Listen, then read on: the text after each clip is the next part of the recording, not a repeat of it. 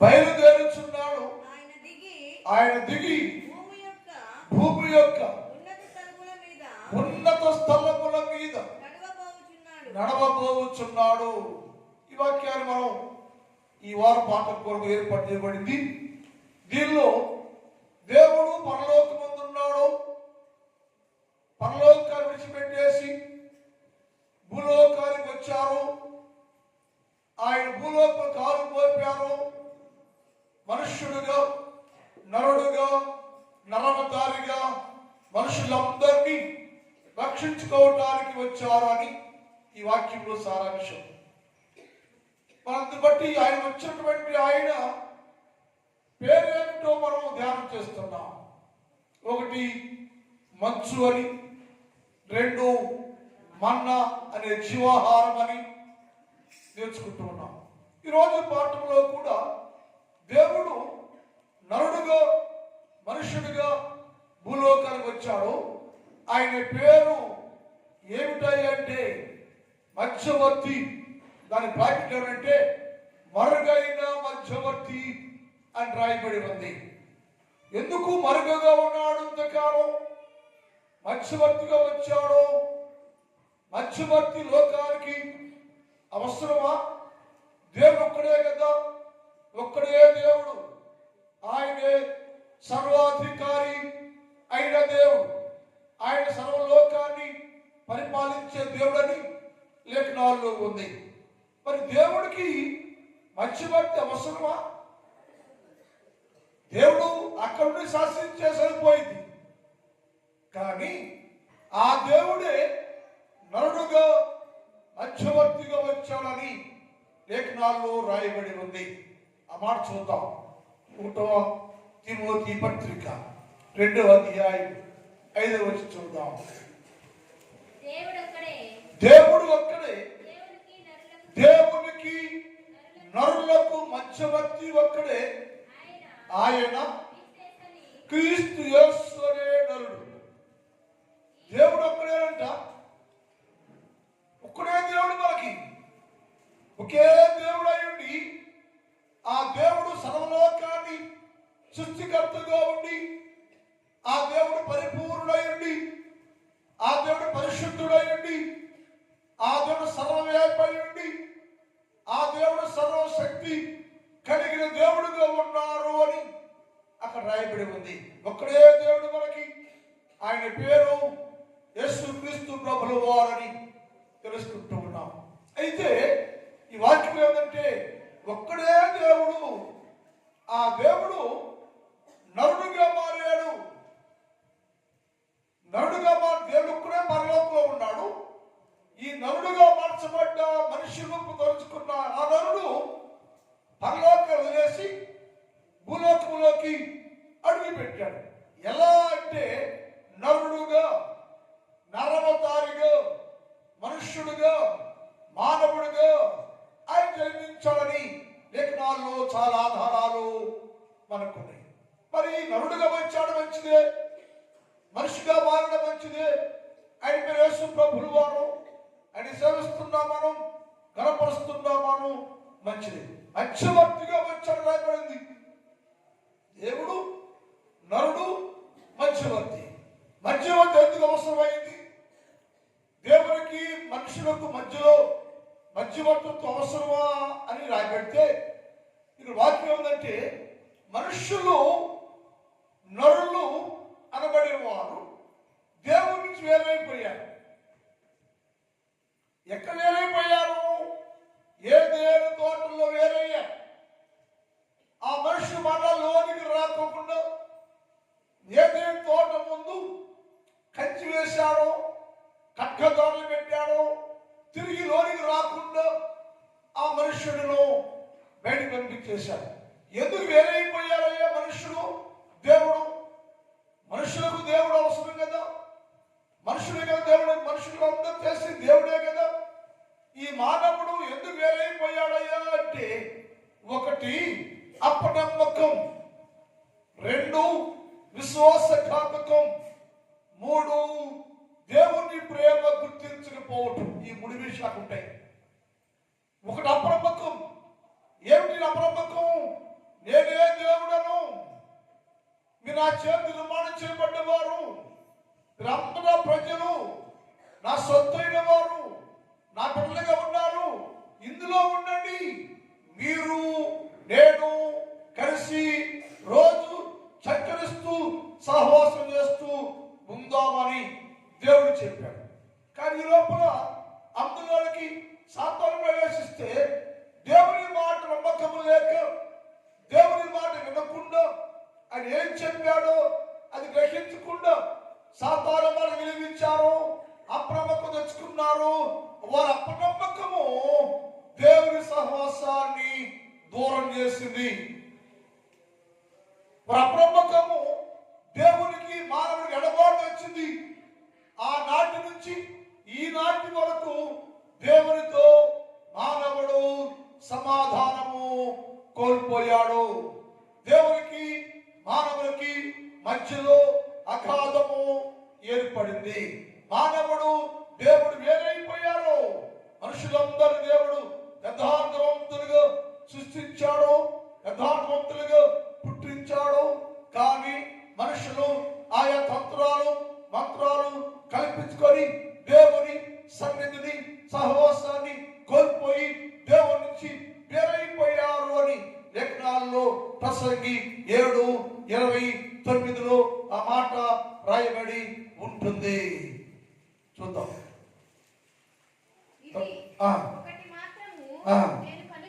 కనిగొంటిని ఏమనగా దేవుడు నరులను యథార్థవంతులు, అంటే ఫ్రమ్ ది బిగినింగ్ మనము మంచోళమే, యథార్థవంతులమే, నీతివంతులమే, పరిశుద్ధులమే. ఏమైందయ్యా అంటే ఈ యథార్థవంతుల్లోనికి అపవాది ప్రవేశించి అప్రమకాన్ని తెచ్చిపెట్టి దేవుని మీద నిజమా నిజమా అని అప్రమకాన్ని తెచ్చుకుంటే మనుషులందరూ ఏమైపోయారంట? యథార్థవంతులుగా పుట్టించాడు. కానీ వారు వివిధమైన తంత్రాలు కల్పించుకొని అందరూ దేవుని నుంచి వేరైపోయారు. మనుషులు సొంత ప్రయత్నం దేవునికి ఎన్ని గొప్ప పోదామని కానీ ఏదైనా సాధిద్దామని కానీ మనుషులందరూ వివిధమైన తంత్రాన్ని మంత్రాన్ని సొంత ప్రయత్నాన్ని స్వరీతిని కలిగి ఉండి మనుషుడు దేవుడి నుంచి వేరైపోయాడు. దేవుడికి మానవ సంబంధం లేకుండా పోయింది. మరి దేవుడి మీద ఆయన మీరు యథార్థంగా పుట్టించాడు కాబట్టి ఆయన చెడిపోయి పాడైపోయి పతనమైపోతుంటే దేవుడు చూస్తూ ఊరుకుండలేకపోతున్నాడు. అయ్యో నా జనులు కదా, నా ప్రజలు కదా విశ్వాసం కోల్పోయారు, నమ్మకాన్ని కోల్పోయారు, తంత్రాలు కల్పించుకున్నారు, పాప సంబంధంగా మారిపోయారు, నాన్న చాలా దూరం వేరైపోయారు, నన్ను విడిచిపెట్టేసి చాలా దూరం లోకంలోకి వెళ్ళిపోయారు. అక్కడే ఉంటే అలాగే ఉంటే నా పిల్లలందరూ నరకానికి వెళ్ళిపోతారు. ఎలాగైనా వారిని ఆ నరకములో నుంచి తప్పించడానికి ప్లాన్ చేద్దామని దేవుడు చూశాట. దేవుడు చూసి అనుకున్నాడు, ఒక మంచివాడిని పంపించి మంచివాడితో సమాధానపరిస్తే బాగుంటుంది అనుకున్నాడు. అది ఆ మాట లేఖనాల్లో ఉంటుంది. ఏమంటే మధ్యవర్తిగా వచ్చే వ్యక్తి లేఖన పురుషుడై ఉండాలి.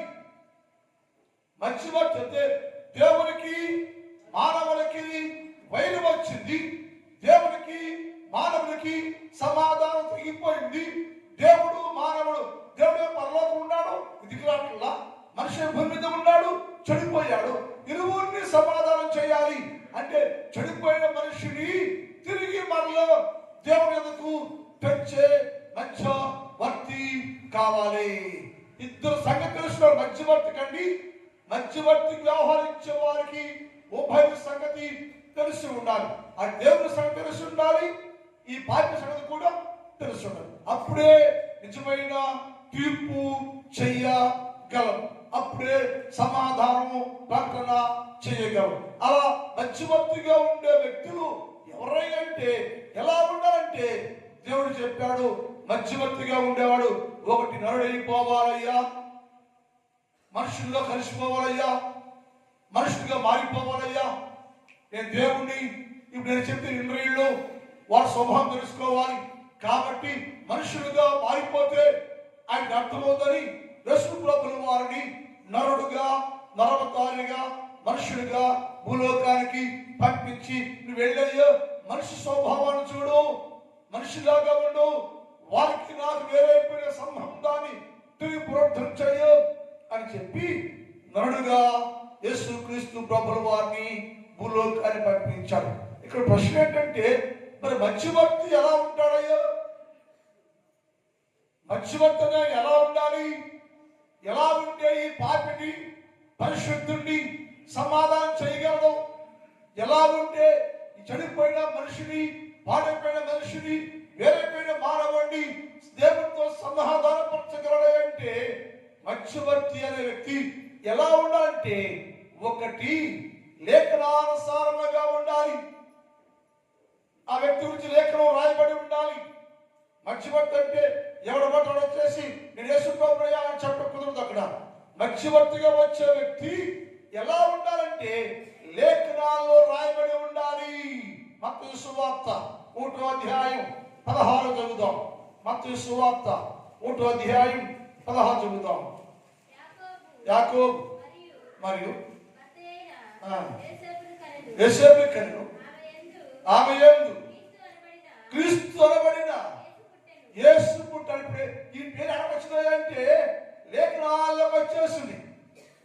ఈ పరలోకమున్న దేవుడు నరుడుగా మారిపోతే, నరుడుగా మార్చబడితే ఆయన పేరు లేఖనానుసారంగా లేఖనాల్లో లిఖితము చేయబడింది. అంటే మధ్యవర్తిగా చేసే వ్యక్తి లేఖనానుసారంగా ఉండాలి. అందుకని యేసుక్రీస్తు ప్రభువు వారు పుట్టక ముందే ఆయన జవనాల గురించి నరుడుగా వస్తాడు, మధ్యవర్తిగా వస్తాడు అని చెప్పి ఆయన పేరు లేఖనాల్లో రాయబడింది. పాత నిబంధనలో కూడా ఏబు గ్రంథం 33వ అధ్యాయం 23 చదువుతాం. ఏబు గ్రంథం నరులకు యుక్తమైనది ఏదో దానిని వారు తెలియపరచ. మనుషులకి ఏమో తెలియదంట. ఏది సత్యము, ఏది అసత్యం అర్థం కాక మనుషుకి పాపాన్ని దేవుడు పూజిస్తున్నాడు, పాపాన్ని నమ్మాడు, పాపంలో భరిస్తుగా ఉన్నాడు, పాపంలో బయట రాలేకపోతున్నాడు. మంచేదో చెడేదో గ్రహించలేక మనుషుడు ఏది ఉత్తమో యుక్తమైందో తెలియక సతమతమైపోతున్నప్పుడు ఏలాది దూతలలో నుంచి గరుడకు ఒకడు వారికి మధ్యవర్తిగా వచ్చి ఈ మేలేదో కీడేదో తెలియక సత్యమేదో అసత్యమేదో అర్థం కాక దేవుడెవరో దెయ్యమెవరో అర్థం కాక మనుషులందరూ పాపాన్ని దేవుడిగా పూజిస్తున్నప్పుడు వారందరినీ సమాధానం చేయడానికి మధ్యవర్తి ఒకరు వచ్చారు. ఆయన పేరే మధ్యవర్తి అనబడే యేసుక్రీస్తు ప్రభువు వారు. ఒకటేమో లేఖనాధారణ ఉండాలని చెప్పారు. లేఖనాల్లో రాయబడిన మాట మధ్యవర్తికి వస్తాడయ్యో. మనుషులకి జ్ఞానం లేదు, తెలివి లేదు, వివేకం లేదు. అలాంటి వారందరినీ మధ్యవర్తిగా వచ్చి నరుడుగా వచ్చి ఆయన మనుషులందరినీ చూస్తాడు అని లేఖనాల్లో రాయబడి ఉంది. ఈ మనుషులందరూ ఇలా ఉంటున్నప్పుడు దేవుడంట పరలోకం చూసాడట, అయ్యో వారి రక్షకుడే లేడే, సంరక్షకుడు లేడే, ఈ మానవ లోకంలో మధ్యవర్తిగా ఉంటానికి వెళ్ళేవాడు లేడే. అయితే మనుషులందరూ ఎలా ఉండాలంటే అందరూ సంరక్షకులు లేక, సంరక్షించేవారే లేక, నడిపించేవారే లేక, సత్యాలు చెప్పేవారే లేక, బోధించేవారే లేక ఉన్నారయ్యో. వారందరి విషయంలో నేను శ్రద్ధ కలిగి ఉన్నాను. ఎలాగైనా సరే మనుషులందరినీ మార్చి పరిపూర్ణులుగా పరిశుద్ధులుగా చెయ్యాలి. అందుకు లేఖనానుసారం ఉన్న నా కుమారుడు అనబడే యేసుక్రీస్తు ప్రభువుని భూలోకంలోకి మధ్యవర్తిగా పంపిస్తున్నాను నేను అని ఆ మాట లేఖనాలు యెషయా గ్రంథం 59వ అధ్యాయం 16 చూద్దాం. యెషయా గ్రంథం 59:16 మార్చుద్దాం. సంరక్షకుడు లేకపోవుట. ఆయన చూశారట, సంరక్షణ లేదు భూలోకంలో. ఏ మనిషికి సంరక్షకుడు లేడు, నడిపించేవారు లేరు, సరిచేసేవారు లేరు. అందుకని భూలోకంలో మనుషులందరూ చెడిపోయి వేరు తంత్రాలు ఉంటున్నారు. అయితే సంరక్షకుడు లేకపోవుట ఆయన చూచాను. మధ్యవర్తి లేడు. ఇప్పుడు సంరక్షించేవాడు లేడు, మధ్యవర్తి లేడు. ఈ రెండు లేని వల్ల అంటే అటువంటి ఇంటికి యజమాని లేడు, చెడిపోతున్న బాగు చేసేవాడు కూడా లేడు. అదేంటే సంరక్షకుడు లేడు, మధ్యవర్తి లేడు. ఏమైంది అంటే ఆ మధ్యవర్తి లేక సంరక్షణ లేనందువల్ల మనుషులందరూ త్రోవ తప్పిపోయారు, పాపములో పడిపోయాను, పాపులుగా మారిపోయాను. అందుకని ఈ సంరక్షకుడుగాను మధ్యవర్తిగాను యేసుక్రీస్తు అనే నరుడు భూలోకములో దిగి వస్తుంటే ఆ వచ్చే ముందు లేఖనాల్లో ఆయన పేరు రాయబడిను, లేఖనానుసారుడై ఉండాలి అని చెప్పాడు. కాబట్టి ఆయన లేఖనాల్లో రాయబడ్డాడు అని ఉంది. అంటే మధ్యవర్తి ఎలా ఉండాలంటే లేఖనానుసారుడై ఉండాలి అన్నాడు. రెండోది మధ్యవర్తి ఎలా ఉండాలంటే పాపరహితుడుగా ఉండాలి, పాపము లేనివాడుగా. మధ్యవర్తి ఉండే వ్యక్తి పాపం లేనివారుగా ఉండాలని బైబిల్లో ఉంది. యేసు ప్రభుల వారు మాత్రమే సృష్టిలో ఏ పాపము లేని పాప రహితుడు. అంటే ఉభయుడికి న్యాయం చేయాలంటే దేవునికి మనిషికి తెగిపోయిన సరైన సంబంధము కల్పించి మనుషుణ్ణి దేవుణ్ణి ఐక్యపరిచి దేవుడితో సంబంధం కలపాలంటే మధ్యవర్తి పరిశుద్ధుడుగా ఉండాలి. మధ్యవర్తి పాపైతే, మధ్యవర్తి చెడిపోతే మధ్యవర్తికి న్యాయం చేయలేడు. అందుకని బైబిల్ చెప్తుంది మధ్యవర్తిగా వచ్చాడు ఆయన, దేవుడు నడుగా వచ్చాడు. ఎలా ఉండాలంటే ఆయన ప్రత్యేక అంటే పాపము లేని పాపరహితుడుగా ఉండాలి.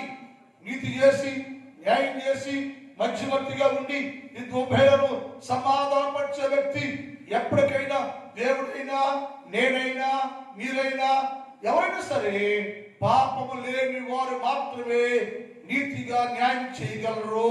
అందుకని భూలోకము నీతిని కోల్పోయింది, న్యాయాన్ని కోల్పోయింది, సత్యాన్ని కోల్పోయింది, పరిశుద్ధ జీవితాన్ని కోల్పోయింది. ఈ పరిశుద్ధత కోల్పోయిన మనుషులను పరిశుద్ధులు అనబడే దేవునితో సమాధానం చేయడానికి మధ్యవర్తి వచ్చాడే. ఈ మధ్యవర్తి ఎవరంటే యేసు ప్రభుల వారు. ఆయన పాపము లేనివాడు అని చెప్పాడు. నాలో పాపం ఉందని చూపిస్తారా, రుజువు చేస్తారా? నేను మధ్యవర్తికి వచ్చాను, పాపే నిన్ను పరిశుద్ధుడు అనబడే యేసు తండ్రి దేవుణ్ణి చదవ చేయడానికి నేను మాత్రమే సమర్థుడని తండ్రి పంపించారు. నాలో పాపం ఉందని ఎవరైనా మాట్లాడతారా, వినిపిస్తారా, రుజువు చేస్తారని యేసు ప్రభుల వారు మాట్లాడితే అక్కడ శాస్త్రులు పరిసయ్యులు మారు మాట్లాడలేక వారందరూ మౌనమైపోయినారు. నేనే పరిశుద్ధుడను, పాపం లేని వాడను, నేనే మధ్యవర్తిని, మీ అందరి తండ్రితో సమాధానపరిచే కెపాసిటీ అనగా శక్తి సామర్థ్యము కలిగిన వాడను నేనే అని రాయబడింది. ఒకటేమో లేఖనానుసారుడిగా ఉండాలి మధ్యవర్తి, రెండోదేమో పరిపూర్ణై ఉండాలి, మూడోది మధ్యవర్తి అనే వారు కన్యక మాత్రమే జన్మించిన వారుగా ఉండాలని లేఖనాలు ఉంది. ఎట్టబడ్డాడు పుట్టినోళ్ళు న్యాయం చేయలేదు. ప్రపంచంలో కూడా మన ప్రపంచము ఇన్ని మతాలు శాఖలుగా మారిపోవడానికి కారణం ఏంటి? న్యాయకర్తలే వారికి నీతి లేదు, న్యాయకర్తలే వారు అధికారం ఉంటుంది, వారి బతుకు సరిగా ఉండదు, వారి మార్పు ఉండదు, వారు విచారులుగా ఉంటారు, దొంగలుగా ఉంటారు, తాగుబోతులుగా ఉంటారు, ఇద్దరు భార్యలు కలిగి ఉంటారు. వారు వచ్చి ఏ కుటుంబం సరే భర్త వారి తీసుకుంటే మరి 20 రోజులు సమాధానం పెట్టగలరా? ఎందుకని వాడే చెడిపోయాడు, వాడికి ఏ నీతి లేదు, వాడేం చేస్తాడని నీకు చెప్తాడు లోకానికి. అందుకని దేవుడు చెప్పాడు మధ్యవర్తి అనేవాడు పరిపూర్ణుడుగా ఉండి కన్యకకి జన్మించాలయ్యో. ఈ మాట లేఖనం రాయబడింది. అది ఎందుకు వచ్చామో మధ్యవర్తిని వారి దేవుడు అడిగితే ఒక ఆయన అడిగాడు, దిలోఫియా అనే వ్యక్తి యేసు ప్రభువుని అడిగాడు, ఎందుకయ్యా నువ్వు వచ్చావు పరలోకంలోంచి, ఎలా వచ్చావంటే ఆయన అన్నాడు, లేఖనాలు చదవలేదా నీవు, లేఖనాలు గ్రహించలేదా నీవు, లేఖనాలు ఏముంది, కన్యక గర్భంలో కుమారుడు జన్మిస్తాడని ఉంది కదా, అది అడగవా నీవు దిలోఫియా అని అడిగాడు. అంటే మనుషులకు ఏంటంటే ఎవరైనా మధ్యవర్తికుండా చదువుకుంటాడు, కానీ మధ్యవర్తి అనేవాడు పరిపూర్ణుడు, పాపము లేకుండా కన్యకు మాత్రమే జన్మించేవారుగా ఉండాలని లేఖనాల్లో రాయబడి. అందుకని మధ్యవర్తిగా వచ్చేవారు ఒకటి లేఖనాసాడుగా ఉండాలి, రెండు సంపూర్ణుడుగా ఉండాలి, పాపం లేనివాడుగా ఉండాలి. ఈ గుణాలు కలిగినటువంటి ఎవరంటే యేసు క్రీస్తు ప్రభుల వారు. మరి ఈ మధ్యవర్తి వచ్చి ఏం చేశారయ్యా, ఈ మధ్యవర్తి వచ్చి ఏం చేయబోతున్నాడో, ఈ మధ్యవర్తి కలిగిన సంబంధం ఏంటంటే ఆయన చెప్పాడు, నేను నీకును తండ్రికి జరిగిన సంబంధాన్ని తెంచేస్తున్నాను నేను అన్నాడు. మానవుడికి దేవుడికి మధ్యలో ఏర్పడే వైరం ఉందే, ఆ వైరాన్ని తగ్గొచ్చేస్తున్నాను నేను. ఎలా చేస్తావయ్యాను అని యేసు ప్రభుని చాలా ప్రశ్నలు చేశారు. యేసు ప్రభు చెప్పారు, నేను తండ్రి యొద్ద నుండి బయలుదేరి వచ్చిన పరిశుద్ధుడైన నరుడు నేను, తండ్రి యొద్ద నుండి బయలుదేరి వచ్చిన శిశువుగా పుట్టిన తండ్రి పరిశుద్ధ దేవుడు నేను, కన్య మరియమ్మ గారికి జన్మించిన పరిశుద్ధమైన కుమారుని నేను మాత్రమే న్యాయం చేయడానికి తండ్రికి నీకు ఉన్న మధ్యలో అగాధాన్ని పూడ్చడానికి దిగి వచ్చాను నేను అన్నాడు. అంటే మనిషిని గ్రహించాలంటే మధ్యవర్తికి ఉన్న క్వాలిటీ నేర్పాడు ఆయన. మధ్యవర్తి చేసే పనులు ఏంటంటే, ఒకటి ఆయన నీకు దేవునికి ఏర్పడ్డ ఆ అగాధాన్ని తీసివేసేవారే యేసు క్రీస్తు ప్రభుల వారు. ఆయన పేరే మధ్యవర్తి. ఆ మధ్యవర్తిని సేవిస్తున్నాం మనం. ఆ మధ్యవర్తికి వచ్చాం, నీ కాలు ఎడవచ్చావేమంటే మధ్యవర్తికి వచ్చాం. మధ్యవర్తి అయిన వాడు చెప్పంటే, నేను నీకు తండ్రికి ఏర్పడ్డ అగాధాన్ని తీసేస్తాను, నేను నీకు తండ్రికి మధ్య ఉన్న భేదాలు తీసేస్తాను నేను అని వచ్చాడు కదా. అంటే ఆయన దగ్గరికి వచ్చి మనం పాటలు పాడుతున్నాం, జోజోలాలి పాడాలి పాడతాం. ఎందుకంటే దేవా నువ్వే దేవుడు అయ్యో, నువ్వే పరిశుద్ధుడు అయ్యో, నువ్వే నడువు అయ్యో, నువ్వే బాలుడు అయ్యో, దిగొచ్చావయ్యో. ఎందుకంటే నా పాపాన్ని తొలగించి నా తండ్రితో సమాధానం చేయడానికి వచ్చావు కనుక నేను స్తుతిస్తున్నానయ్యా, కనపరుస్తున్నానని యేసు క్రీస్తు ప్రభుల వారిని స్తుతించి కనపరిచి ప్రేమించే కూడికనే క్రిస్మస్ ధ్యాన కూడిక అన్నారు. మనం గ్రహించామంటే ఈయన మాత్రమే మధ్యవర్తి, ఈయన మాత్రమే నా పాపాల పరిష్కారము చేయటకు వచ్చాడు, ఈయన మాత్రమే మన తండ్రితో సమాధాన పరిచే దేవుడు అని గ్రహించేవారుగా ఉంటేనే ఈ పండుగకు ఒక అర్థం ఉంటుంది. అలా కాకుండా ప్రతి ఏట పెట్టుకున్నాం కాబట్టి వెళ్తున్నాం కూర్చొని అంటే కుదరదు. ఈ పండుగ ఉద్దేశం అంటే నిన్ను తండ్రిని సమాధానపరచాలి. నేటి వరకు ఏ మనుషుడితో దేవుని సమాధానం లేదు. సమాధానం ఉందంటే అర్థం ఏంటి?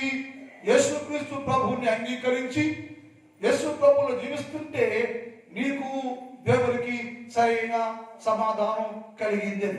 ఇప్పుడు లేదు కనుక యేసు ప్రభువుని పండుగైనా సరే, ఇప్పుడైనా సరే నీ జీవితంలో గొప్ప ప్రణాళిక చేయాలని, సమాధానకరంగా చేయాలని, సమాధాన ప్రకటన చేయాలని, నీకు తెగిపోయిన సంబంధాన్ని కలపాలని నా దేవుడు రాశాడు. ఎందుకంటే నాలుగవది మధ్యవర్తి ఎలా ఉంటాడంటే యజ్ఞ పురుషుడై ఉండాలని రాయబడింది. యజ్ఞ పురుషుడు అంటే నీకోసం యజ్ఞం చేసి, నీకోసం ప్రాణం పెట్టి, నీకోసం రక్తం కాచి అంత త్యాగంతో వచ్చింది. ఒక మనిషిని దేవుణ్ణి సమాధానం చేయటం అంత సులువని పనిపీల. నిన్ను దేవుణ్ణి సమాధానం చేయడానికి, యగాదాన్ని పూర్తి చేయడానికి ఏం చేయాలంటే మధ్యవర్తి యజ్ఞము చేయాలి. యజ్ఞం చేయాలి.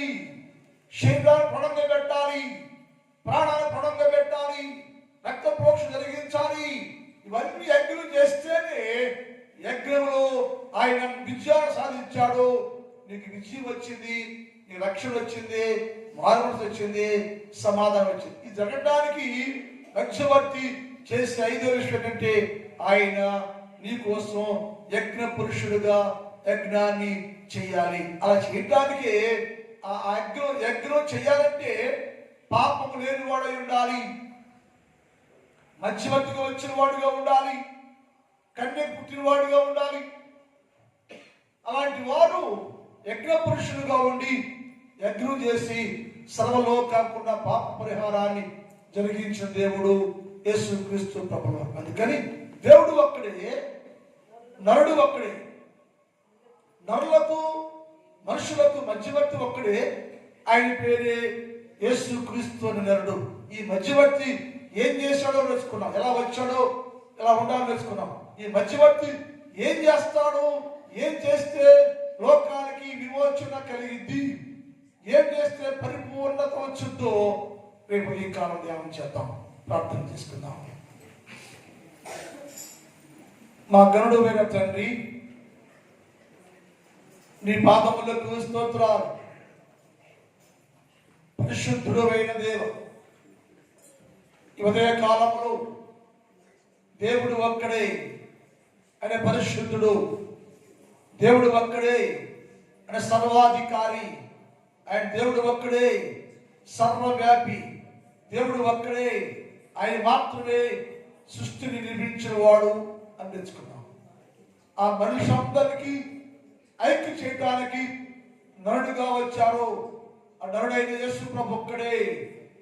దేవుడు నరుడుగా మార్చబడ్డాడు, దిగొచ్చాడు భూలోకంలోకి అని నేర్చుకున్నాం తండ్రి. మూడోదయ్య మధ్యవర్తిగా వచ్చావని నేర్చుకున్నాం తండ్రి.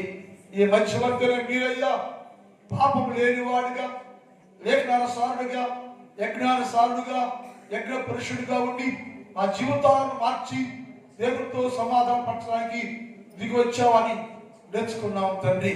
ఇది మా జీవితాలకు అన్వయించుకొని క్రిస్మస్ పండుగ అంటే ఆచారం కాదు, అలవాటు కాదు. నా దేవుడు నా కొరకు ఎంత త్యాగం చేశాడో, నా దేవుడు నన్ను దేవుడితో సరైన సమాధానాన్ని, సంబంధాన్ని కలుగు చేయడానికి ఆయనే యజ్ఞ పురుషుడుగా, మధ్యవర్తిగా దిగి వచ్చాడు. ఆ మధ్యవర్తి నన్ను నా దేవుడితో సమాధానం కలుగు చేశాడు చెప్పేవయ్యా.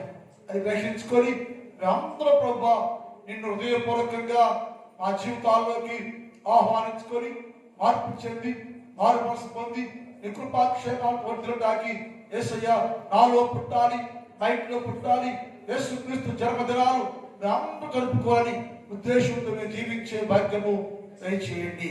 ఉదయ కాలంలో ఈ స్థలంలో మోకరించిన ప్రతి బిడ్డను మీరు దీవించండి, ఆరోగ్యాలు ఇవ్వండి, బలాన్ని ఇవ్వండి, శక్తులు ఇవ్వండి, విశ్వాస నావలో పరిపూర్ణంగా బలపరచండి, కాపాడండి. ఉపవాస ప్రార్థన జరుగుతుండగా ఉపవాస ప్రార్థన ద్వారా నాకు, మాకు, సంఘానికి క్షేమాభివృద్ధి, మేలు కలుగుటకు సహాయం చేయండి. అలాగే నా సంఘాన్ని బట్టి ప్రార్థన చేస్తున్నారు, నా సంఘాన్ని దీవించండి, నా సంఘాన్ని కాపాడండి, నా సంఘంలో ఉన్న ప్రతి కుటుంబాన్ని దీవించండి. ఏ కుటుంబానికి ఏది కావాలో, ఏ మేలు కావాలో, ఏ సహాయం కావాలో అన్ని ఏర్పాటు చేయండి అయ్యా. అలాగే వ్యవసాయం చేస్తున్న ప్రతి వ్యవసాయదారుడు, రైతులు ఎవరయ్యా నష్టపోకుండా వాతావరణాన్ని మీ స్వాధీనం ఉంచుకొని అందరూ మంచి పంటలు కూర్చుకోవడానికి సహాయం చేయండి. మీరు ఎంతో ప్రయాసపడ్డారు, వారి ప్రయాస ఏ మాత్రము వ్యర్థం కాకుండా గొప్ప కార్యం చేయండి. కష్టపడి పనిచేస్తున్న ప్రతి బిడ్డను దీవించండి, మంచి ఆరోగ్యాలు ఇవ్వండి, బలాన్ని ఇవ్వండి, శక్తులు ఇవ్వండి, మీ కృపాక్షేమాలతో నింపండి. జనమంత నామములు కాచి కాపాడి భద్రపరిచి మీరు మాత్రమే మేము పొందుకోవమని యేసు వారి పరిశుద్ధ నామములు ప్రార్థిస్తూ ఉన్నాం తండ్రి. ఆమేన్.